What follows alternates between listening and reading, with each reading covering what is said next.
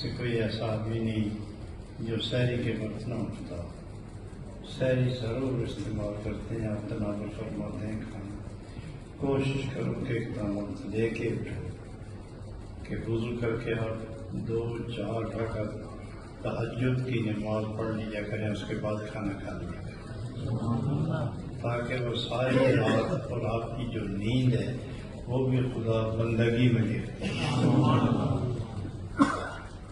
حقیقت ہے کہ جو لوگ ذکر کرتے ہیں، عبادت کرتے ہیں اور صرف یاد خدا اپنے دل میں رکھتے ہیں اللہ کو راضی کرنے کے لیے، حضور نبی پاک کی بارگاہ میں سرخرو ہونے کے لیے، یہ بڑے بلند قسمت، بڑے خوش نصیب لوگ ہیں جو نفس و شیطان کے ساتھ جنگ بھی جاری رکھتے ہیں اور اللہ کے حضور حاضری دینے میں نہایت اخلاص اور محبت کا مظاہرہ کرتے ہیں.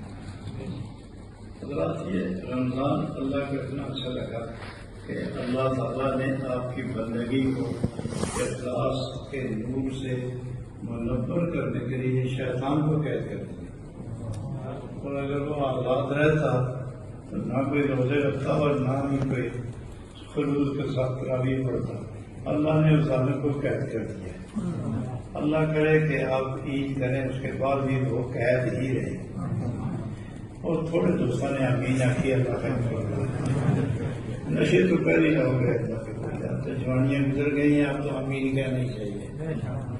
اللہ تعالیٰ توفیق دے اور اس ظالم دشمن سے آپ دعوت کرو، مقابلہ کرو، دشمنی کرو.